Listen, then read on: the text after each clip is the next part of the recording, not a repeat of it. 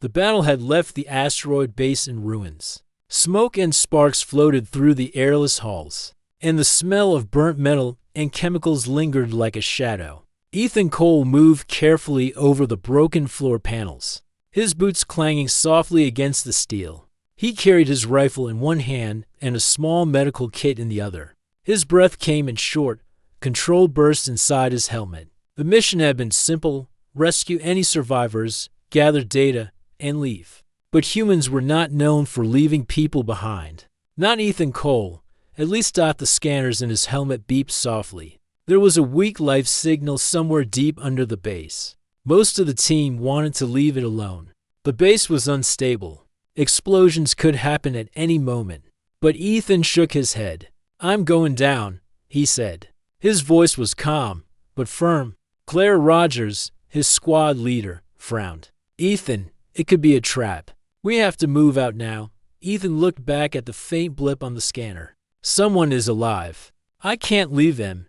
He picked a small team, and they went down a narrow maintenance tunnel, climbing over wrecked machinery and dodging sparks from exposed wires. The walls were covered with strange symbols etched into the metal. They glowed faintly in colors Ethan had never seen before. He touched one and felt a small vibration under his glove. He did not understand it, but the sensation made him focus even more. They reached a sealed chamber with thick, reinforced doors. The life signal was coming from inside. Ethan checked the readouts on his scanner. It was weak, irregular.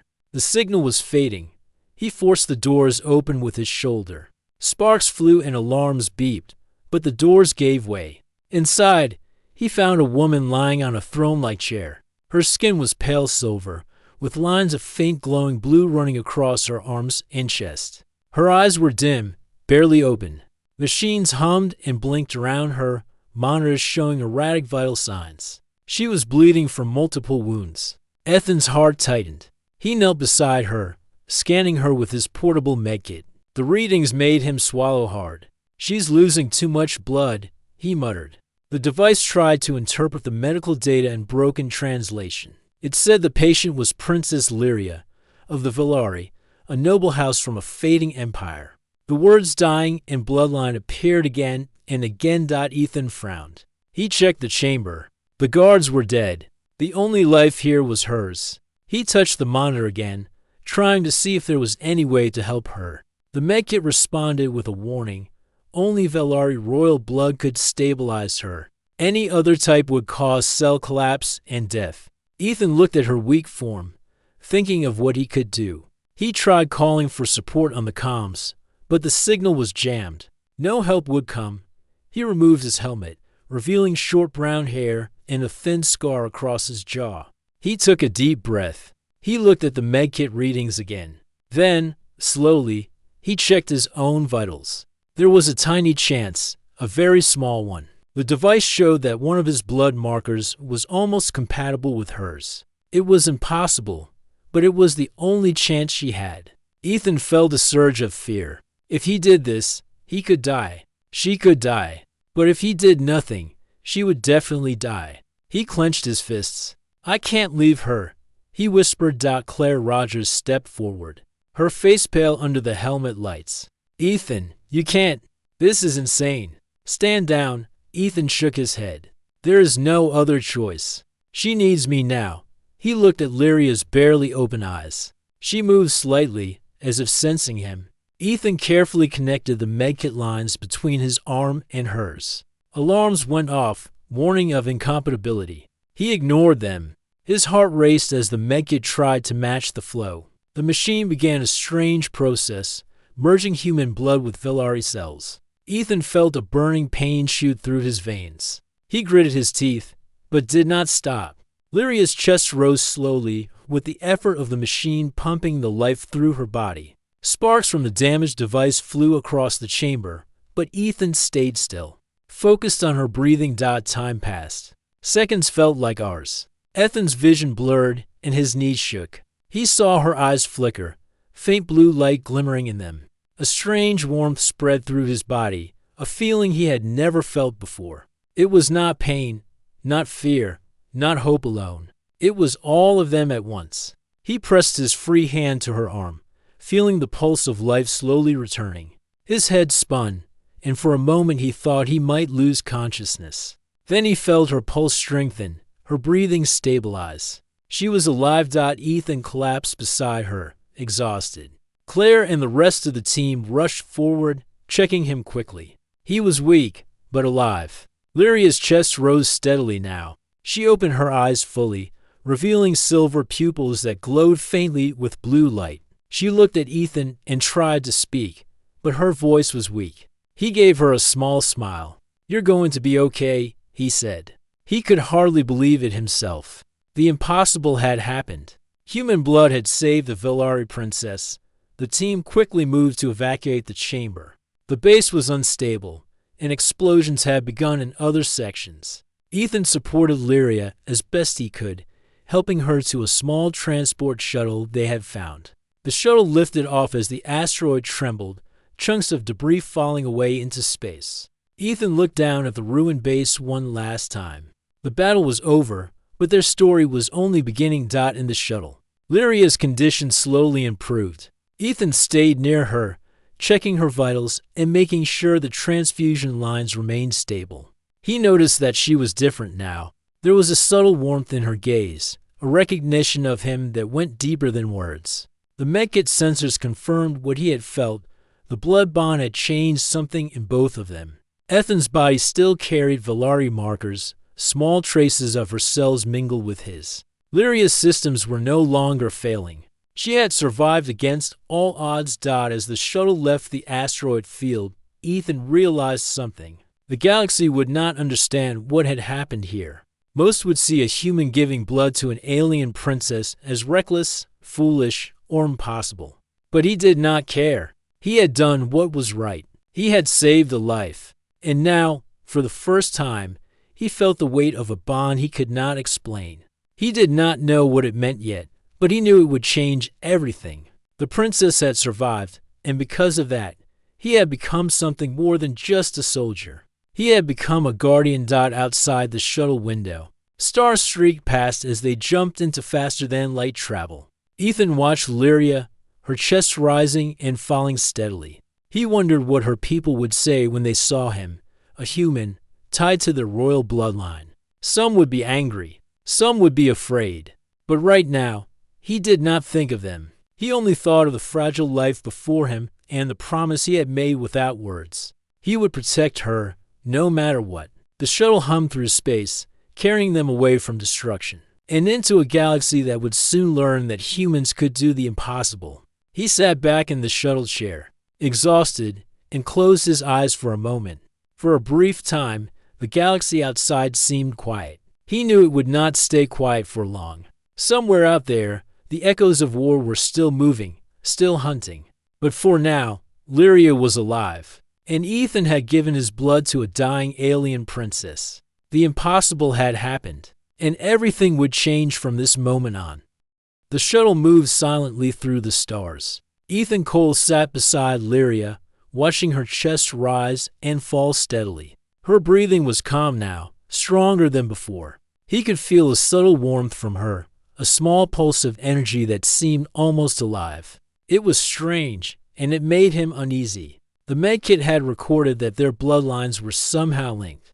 It was not just a transfusion. Something had changed, something deeper. He did not understand it yet, but he felt it. Lyria opened her eyes slowly, silver pupils glowing faintly with blue light. She tried to speak, her voice soft but clear. "You saved me," she said. Ethan shook his head. "No. We saved each other." She frowned slightly, confused. She did not understand, but she felt it too. Their bond was more than blood. She could sense his presence in a way she had never felt before. It was like his thoughts and feelings were brushing against hers, faintly, softly, like whispers. She shivered. It was strange, and yet comforting. Ethan looked at her and smiled, though he was tired. "We need to get to your people. They can help you recover fully." She nodded weakly. "The council. They might not accept you," she whispered. Ethan raised an eyebrow. "Maybe. But right now, your life matters more than their rules." She gave a small, faint smile. He felt a flicker of relief. For the first time since he had given his blood, he felt that the impossible was still alive inside her. The shuttle crew, a mix of Velari medics and human soldiers, worked quietly to stabilize Lyria. Ethan stayed close, monitoring the medkit readings. He noticed something strange. He felt flashes in his mind, tiny images, fleeting memories that were not his own. A place with tall silver towers, a garden with glowing plants, a river of light. He realized with a shock that he was seeing fragments of Lyria's memories. The bond was not just physical. It was mental. Somehow, a small part of her mind had merged with his. Lyria noticed it too. She blinked and said softly, "I can feel you." Inside me, Ethan swallowed. "I can feel you too." They looked at each other, understanding without words. Their bond was growing stronger, even as they traveled through space. The medics were amazed but cautious. They had never seen anything like it. The machine that had merged their blood was still active, quietly maintaining the connection. It was delicate, but stable. When the shuttle arrived at a Velari medical station, Ethan helped Lyria down. The station was quiet, clean, and lit with soft crystal lights. Velari nurses and doctors moved carefully around them, checking monitors and reading the strange patterns of blood and energy flowing between the two. The head medic, an older Velari woman with silver hair streaked with blue, looked at Ethan with suspicion. "He is human," she said softly. "This is highly unusual." Ethan nodded. "I know. But he saved her life." The medic frowned. "Your species. Your blood is inside our princess. It is unexpected." Ethan shrugged. "I did what was needed." Lyria looked at the medic, her eyes steady now. "He saved me. Without him, I would be dead. I will not allow harm to come to him while I live." Her words were firm, noble, and filled with authority. The medics nodded reluctantly. Ethan felt a strange mix of pride and unease. He had risked his life, but now he was in the middle of a world that might see him as a threat. He could not know if they would accept him. As days passed, Ethan began to notice more changes. His senses were sharper. He could hear faint hums of machinery from far away, feel the vibrations of the station floor under his boots, and notice subtle colors in the lights that he had never seen. His reflexes were quicker, almost unnatural. Lyria noticed it too. "Your body, it is changing," she said. Ethan frowned. "I feel different. Stronger, maybe, but also strange. I see things I shouldn't." Lyria reached for his hand, and the bond pulsed softly. "It is the connection. The blood did not just save me. It shared something with you." They spent hours learning to understand the connection. Ethan could feel her emotions, her thoughts, even faint memories. Though he could not fully control them, Lyria could sense his instincts, his decisions, and the strange human creativity that seemed to flow through him. It was confusing, but it also created a new understanding. They could communicate without words, plan without speaking, and react together in ways no one else could. It was powerful, and it scared them both. Not everyone in the station was happy. The Royal Council, Velari elders who ruled the kingdom, gathered to discuss the situation. They were shocked to learn that a human had shared blood with the princess. Some called it a violation, a corruption of royal lineage. "She is no longer pure," one elder said harshly. Another added, "It is dangerous. Who knows what this human has brought into her blood?" Lyria stood firm. "He saved my life. Without him, I would be dead.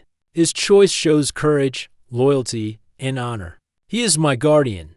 The council murmured, unsure how to respond. A week after arrival, Ethan and Lyria were alone in a quiet observation room, looking at the stars. Suddenly, both felt a sharp, cold shock in their minds. Images flashed, a dark wave of machines, devouring everything in their path, moving through space like a storm. They saw star systems burning, planets destroyed, millions of voices screaming. The Holotide, a legendary machine swarm thought long dead, had returned. Ethan felt a shiver of fear, and Lyria's hands shook. They had shared the vision simultaneously, the bond transmitting the terror directly between them. They both understood immediately.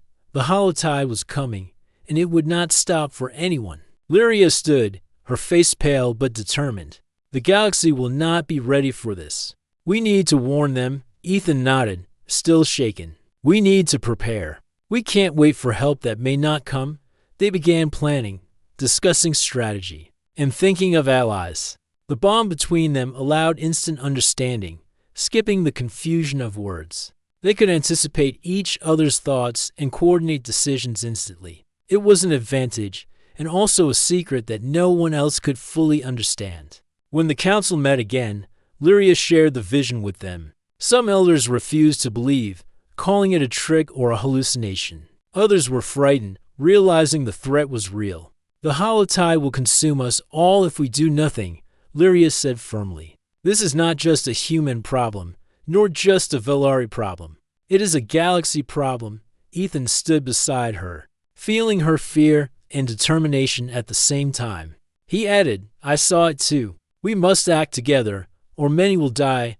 The council murmured uneasily. Some of them still wanted to exile him, but Lyria would not allow it. Her life had been saved by this human. Now, his life was her responsibility. Preparations began. Messages were sent to neighboring systems. Most empires ignored them, thinking the holotide was a myth, a distant legend. Some laughed at the idea of a human influencing a royal decision. Others were afraid of humans, calling them Deathworlders, unpredictable and violent. Ethan and Lyria did not care. They had seen the threat. They had felt it through the bond. No amount of doubt could stop what was coming. As they waited for news, Ethan learned more about the Velari people and their history. He walked with Lyria through quiet corridors of crystal and steel, hearing stories of past wars, lost empires, and ancient battles against the holotide. Lyria showed him relics, old weapons, and scrolls that contained strategic information. He realized that the Velari were disciplined, graceful, and powerful, but also rigid. Humans, in contrast, were chaotic, creative, and willing to take risks. The combination of their strengths and weaknesses could be their only chance. Against the holotide. One day, during a quiet moment, Ethan felt another change in himself. He saw flashes of memory that were not his own visions of battles fought centuries ago, strategies that Velari commanders had used long ago, and even faint emotions from people he had never met. Lyria noticed. The bond is growing, she said softly. It is giving you a part of me, my people, and our history. You are becoming more than human in some ways, and more connected to your instincts. Ethan swallowed hard. I feel it, I feel connected, like we can see the future together. It was strange and powerful. A bond that went beyond simple life-saving. It was a bond of minds, of strategy, of survival. They trained together, running simulations of battles against the holotide. Ethan used human tactics, thinking of unpredictability and risk. Lyria used Velari precision, planning movements and defenses carefully. Their combined strategies surprised even the medics observing them. They were learning to fight as one mind, one heart, connected by blood and purpose. It was exhausting, but exhilarating. One night, while watching the stars from the observation deck, Lyria turned to Ethan. We cannot wait for others to act. Some will refuse to help. Some will hide. But we can start with what we have. We can build our own defense. Ethan nodded, looking at the endless black of space. Then we fight together. Humans, Velari, and anyone willing to stand. We have to. It is the only choice. Lyria smiled faintly, a mixture of hope and sadness. Thank you, Ethan, for staying, for giving your blood, and for trusting me. Ethan shrugged, feeling awkward. I didn't have a choice. I would do it again. She looked at him with understanding. The bond between them pulsed softly, a constant reminder of what had been done, and what was still to come. As the night stretched on, Ethan realized one thing clearly. The Velari Council had listened to Lyria and Ethan, but most of the galaxy did not. Messages sent to neighboring systems returned either silence or disbelief. Some empires laughed at the idea of a human and a Velari princess sharing blood, and planning for a threat long thought gone. Others refused to help, claiming the holotide was a myth, a legend of old wars. Ethan sat in the observation room, staring at the stars, feeling frustration building inside him. He had saved Lyria, and now the galaxy refused to act. It made no sense. Humans had faced danger before, risked everything for survival. But many alien empires seemed frozen in fear or arrogance. Lyria sat beside him, her hand brushing against his, feeling the bond that still pulsed quietly between them. "We will not wait," she said softly. Ethan nodded. "Then we fight with what we have. We cannot depend on them." Double quotes soon.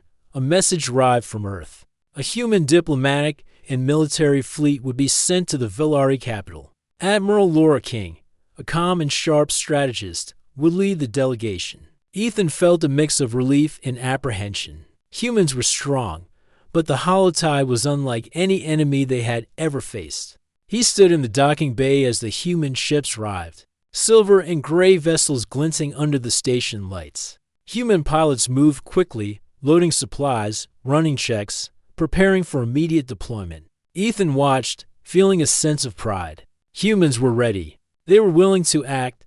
The first meeting between human and Velari leaders was tense. The council elders stared at the humans with suspicion. They saw them as Deathworlders, reckless and unpredictable. "We cannot allow humans to influence our strategy," one elder said coldly. Ethan stood beside Lyria, feeling the bond transmit her attention to him.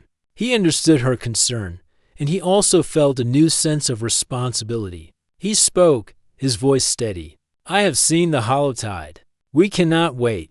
We must act together, or many will die." The humans nodded. Admiral Laura King standing tall beside him. Her calm presence gave him reassurance. She had confidence in their abilities and trusted him to act as a bridge between human and Velari minds. Some alien delegates continued to mock humans. "They are reckless," one said. "Their instincts are dangerous. They will get in the way."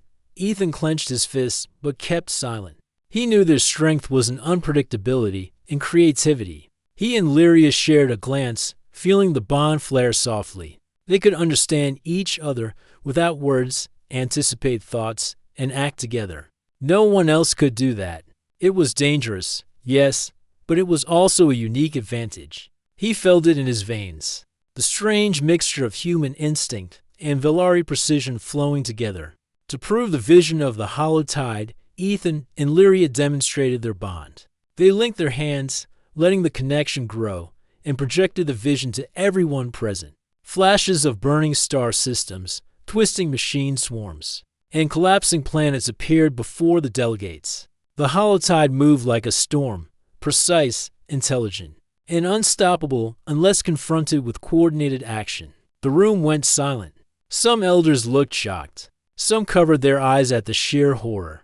Ethan felt the bond pulse, carrying fear, determination, and a strange calm resolve. Lyria whispered, "We must prepare. We cannot rely on disbelief or fear to protect us." Plans were drawn. Human tactics emphasized risk, sudden attacks, and heavy firepower.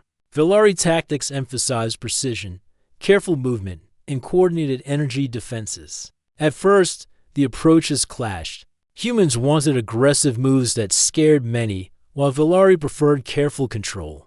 Ethan, through the bond, helped balance both approaches. He could sense the reactions of leaders, the doubts, the fears, and the hopes. He suggested strategies that combined surprise attacks with precise maneuvers. Chaotic yet controlled. Slowly, the council began to listen. It was strange and new, but it had potential. Despite some success, not all empires were convinced. Many refused to send fleets, believing the Holotide would not threaten their regions. They wanted to hide, to wait, to see who else would fight. Ethan felt a pang of frustration. He understood the fear, but the Holotide did not wait. He spoke to Lyria quietly. "They will regret it. The Holotide does not wait for anyone." She nodded. "Then we prepare with what we have." Humans and Velari together. They trained, tested simulations, and shared knowledge. The bond allowed them to coordinate instantly, planning attacks and defenses as if they were one mind.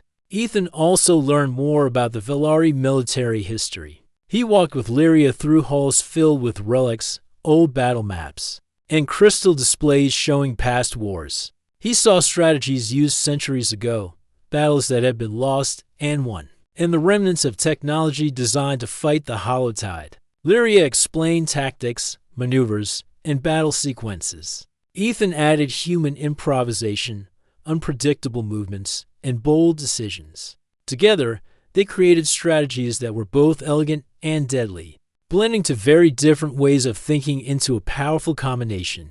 Their bond allowed them to coordinate so efficiently that even human and Valari officers were amazed. As preparations continued, Ethan noticed changes in himself. Flashes of memories not his own appeared in his mind. He saw glimpses of battles he had never fought, commands he had never given, and emotions from people he had never met. Lyria noticed too. "Our bond is growing," she said. "You are learning from me, and I from you. We are becoming stronger together."